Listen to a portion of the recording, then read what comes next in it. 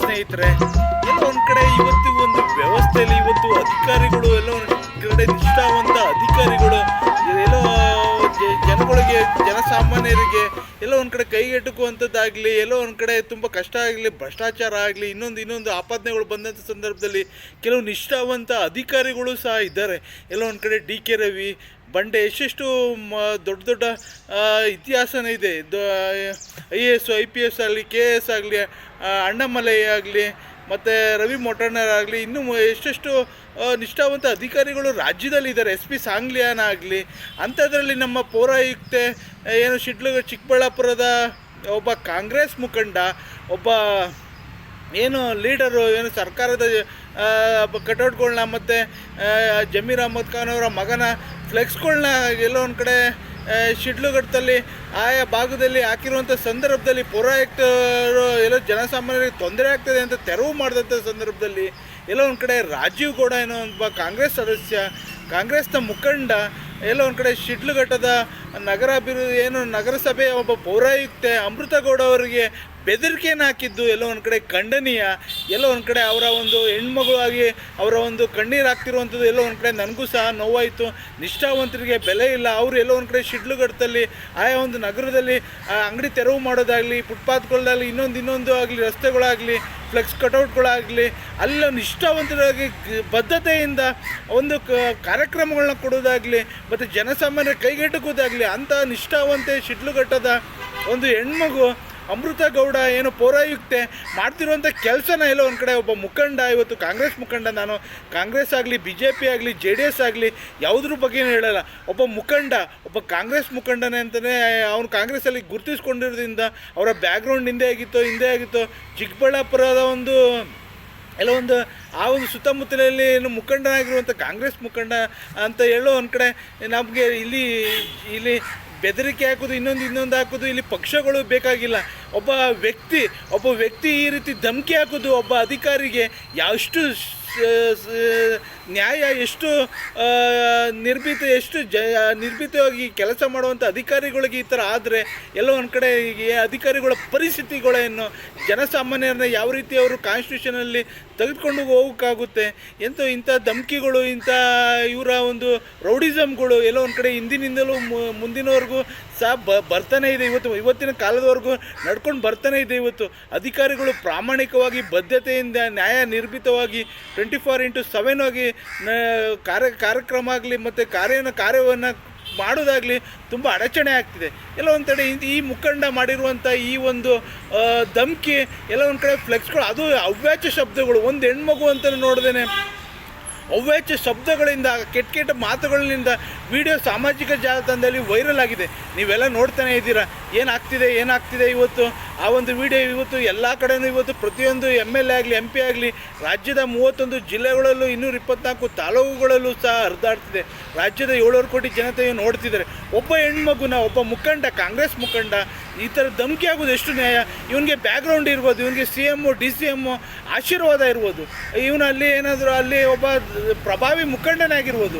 ಆದರೆ ಒಬ್ಬ ಏನು ಅಧಿಕಾರಿನ, ಏನು ಆಡಳಿತದಲ್ಲಿ ನಡೆಸುವಂಥ ಅಧಿಕಾರಿನ ಧಮಕಿ ಹಾಕಿ ಬೆದರಿಕೆ ಹಾಕೋದಾಗಲಿ ಎಷ್ಟು ಸರಿ? ಇಂಥವ್ರಿಗೆ ತಕ್ಕ ಶಾಸ್ತ್ರಿ ಆಗಲಿಲ್ಲ ಅಂದರೆ ಎಲ್ಲೋ ಒಂದು ಕಡೆ ಮಹಿಳಾ ಒಂದು ಆಯೋಗನೂ ಸಹ ಇದರಲ್ಲಿ ಯಾವುದೇ ರೀತಿ ಸ್ಟೇಟ್ಮೆಂಟ್ಗಳಿಲ್ಲ, ಯಾವುದೇ ರೀತಿ ಕಾನೂನು ಕ್ರಮಗಳನ್ನ ಕೈಗೊಳ್ತಾ ಇಲ್ಲ ಆ ಮುಖಂಡನ ವಿರುದ್ಧ. ಎಲ್ಲ ಒಂದು ಕಡೆ ನಮ್ಮಂಥ ಒಬ್ಬ ರೈತನ ಮಗನಾಗಿ ಎಲ್ಲ ಒಂದು ಕಡೆ ವಿಡಿಯೋ ಮಾಡಬೇಕು, ಸಮಾಜದಲ್ಲಿ ಜಾಗೃತಿ ಮೂಡಬೇಕು, ಎಲ್ಲ ಮುಂದಿನ ಅಧಿಕಾರಿಗಳಿಗೆ, ದಕ್ಷ ಅಧಿಕಾರಿಗಳಿಗೆ ಕಾರ್ಯನಿರ್ವಹಿಸಲು ದಾರಿ ಆಗಬೇಕು. ಅವ್ರಿಗೆ ನಾವು ಜೊತೆಯಾಗಿ ನಿಲ್ಲಬೇಕು. ಎಲ್ಲ ಒಂದು ಕಡೆ ಇಡೀ ಒಂದು ಕುಟುಂಬ ಜೊತೆಯಾಗಿ ನಿಲ್ಲಬೇಕು. ಇಡೀ ರಾಜ್ಯದ 700 ಕೋಟಿ ಜನತೆ ಅವ್ರಿಗೆ ಶಕ್ತಿಯಾಗಿ ನಿಲ್ಲಬೇಕು. ಆ ಒಂದು ಪೌರಾಯುಕ್ತೆ, ಶಿಡ್ಲಘಟ್ಟದ ಒಂದು ಪೌರಾಯುಕ್ತೆ, ನಗರ ಒಂದು ಸಭೆಯ ಪೌರಾಯುಕ್ತೆಗೆ ಅಮೃತ ಗೌಡಗೆ ಗಟ್ಟಿಯಾಗಿ ನಿಲ್ಲಬೇಕು ಅನ್ನೋದು ಎಲ್ಲ ಒಂದು ಕಡೆ ನಾನು ಈ ಸಾಮಾಜಿಕ ಜಾಲತಾಣದಲ್ಲಿ ಪ್ರತಿಯೊಬ್ಬರಿಗೂ ಮನವರಿಕೆ ಆಗಬೇಕು. ಈ ವಿಡಿಯೋ ಮುಖಾಂತರ ಎಲ್ರಿಗೂ ಜಾಗೃತಿ ಮೂಡಬೇಕು. ಎಲ್ಲ ಒಂದು ಕಡೆ ಇಂಥ ವ್ಯವಸ್ಥೆ ಮತ್ತೆ ಮರುಕಳಿಸಬಾರ್ದು. ಮತ್ತೆ ಇಂಥ ಕೆಟ್ಟ ಸಂಭಾಷಣೆಗಳು ಮತ್ತು ಇವರ ಧಮಕಿಗಳು ಎಲ್ಲ ಒಂದು ಕಡೆ ಆಳಿತ ಪಕ್ಷ ಆಗಲಿ, ವಿರೋಧ ಪಕ್ಷದ ಮುಖಂಡರುಗಳು ಮಾಡುವಂಥ ಲಚ್ಚಗೆಟ್ಟ ಒಂದು ವ್ಯವಸ್ಥೆಯಿಂದ ಅಧಿಕಾರಿಗಳು ಇವತ್ತು ಪ್ರಾಮಾಣಿಕ ಅಧಿಕಾರಿಗಳು ಕಾರ್ಯನಿರ್ವಹಿಸೋದು ಎಲ್ಲ ಒಂದು ಕಡೆ ತೊಂದರೆ ಆಗ್ತಿದೆ. ಎಲ್ಲ ಒಂದು ಕಡೆ ಇದೆಲ್ಲ ತೊಡಗಬೇಕು. ಇದೆಲ್ಲ ತೊಲಗಬೇಕಂದ್ರೆ ವ್ಯವಸ್ಥೆಯಲ್ಲಿ ಭ್ರಷ್ಟಾಚಾರ ತೊಲಗಬೇಕು, ನ್ಯಾಯ ನಿರ್ಭೀತವಾಗಿ ಸಮಾಜದಲ್ಲಿ ಒಂದು ಜನಸಾಮಾನ್ಯರಿಗೆ ಕೈಗೆಟುಕುವಂಥ ಅಧಿಕಾರ ಬೇಕು, ಒಂದು ಉತ್ತಮವಾದಂಥ ಸರ್ಕಾರ ಬೇಕು. ಎಲ್ಲ ಒಂದು ಕಡೆ ನಾವು ಪ್ರತಿ ಬಾರಿ ವಿಡಿಯೋ ಮುಖಾಂತರ ಹೇಳ್ತೀವಿ, ಒಬ್ಬ ಜನಪ್ರತಿನಿಧಿಗಳನ್ನ ಆಯ್ಕೆ ಮಾಡುವಂಥ ಸಂದರ್ಭದಲ್ಲಿ ನಾವು ಎಡುತ್ತಿದ್ದೀವಿ. ಆ ಎಡುವಿಕೆಯನ್ನು ನಾವು ತಿದ್ಕೊಳ್ಬೇಕು. ಸತ್ತ ಪ್ರಜೆಗಳಾಗಿರುವಂಥ ನಾವು ತಿದ್ಕೊಳ್ಳೋದಿಲ್ಲ. ಇಂಥ ಅಧಿಕಾರಿಗಳಿಗೆ ಧಮಕಿ ಹಾಕೋದು ಸರ್ವೇ ಸಾಮಾನ್ಯ. ಒಂದು ಚಿಕ್ಕ ಫ್ಲೆಕ್ಸ್ ವಿಚಾರಕ್ಕೋಸ್ಕರ ಈ ಥರ ಧಮಕಿ ಹಾಕಿ ಈ ಥರ ಅವಮಾನ ಮಾಡಿರುವಂಥದ್ದು ಎಲ್ಲ ಒಂದು ಕಡೆ. ಆ ಒಂದು ಹೆಣ್ಮಗು ಪೌರಾಯುಕ್ತೆ ಅಮೃತಗೌಡಿಗೆ ಆ ಒಂದು ಏನು ಕಾಂಗ್ರೆಸ್ನ ಮುಖಂಡ ಈ ಎಲ್ಲೋ ಒಂದು ಕಡೆ ರಾಜೀವ್ ಗೌಡ ಎಲ್ಲೋ ಒಂದು ಕಡೆ ಈ ಥರ ಮಾಡ್ತಿರುವಂಥದ್ದು ಎಲ್ಲೋ ಒಂದು ಕಡೆ ಇಡೀ ಒಂದು ಮನುಕುಲಕ್ಕೆ, ಇಡೀ ಒಂದು ನಾಗರಿಕ ಸಮಾಜ ತಲೆ ತಗ್ಗಿಸುವಂಥದ್ದು. ಕೂಡಲೇ ಕ್ಷಮಾಪಣೆನೂ ಕೇಳಿದ್ದಾನೆ. ಕ್ಷಮಾಪಣೆ ಎಲ್ಲೋ ಒಂದು ಕಡೆ ಧಮಕಿ ಹಾಕಿ ಕ್ಷಮಾಪಣೆ ಕೇಳೋದು, ಮಾಧ್ಯಮಗಳಲ್ಲಿ ಕೇಳೋದು, ಪ್ರೆಸ್ಗಳ ಮುಂದೆ ಕೇಳೋದು, ಇದು ಯಾವುದೂ ಇದು ಸರಿ ಒಂದಲ್ಲ. ಇದು 4 ಜನರಿಗೆ ಇಡೀ ಒಂದು ವ್ಯವಸ್ಥೆಯಲ್ಲಿ ಪಾಠ ಆಗಬೇಕು. ಮುಂದಿನ ಒಂದು ಯಾವ ಒಬ್ಬ ರೌಡಿಸಮ್ ಆಗಲಿ, ಇನ್ನೊಬ್ಬ ಆಗಲಿ ಧಮಕಿ ಹಾಕುವಂಥ ವ್ಯಕ್ತಿಗೆ ಶಿಕ್ಷೆ ಆಗಬೇಕು. ಕಾನೂನಿನಲ್ಲಿ ಒಂದು ಎಲ್ಲರೂ ಒಂದೇ, ದೊಡ್ಡವರಾಗಲಿ ಚಿಕ್ಕವರಾಗಲಿ, ಆಡಳಿತ ಪಕ್ಷದವರಾಗಲಿ ವಿರೋಧ ಪಕ್ಷದವರಾಗಲಿ, ಅವ್ರು ಯಾರು JDS ಆಗಲಿ, ಕಾಂಗ್ರೆಸ್ ಆಗಲಿ, BJP ಆಗಲಿ, ಅದು ಆಮ್ ಆದ್ಮಿ ಪಕ್ಷ ಆಗಲಿ, ಪ್ರಜಾಕೀಯ ಆಗಲಿ, ನಾವೆಲ್ಲರೂ ಒಂದೇ.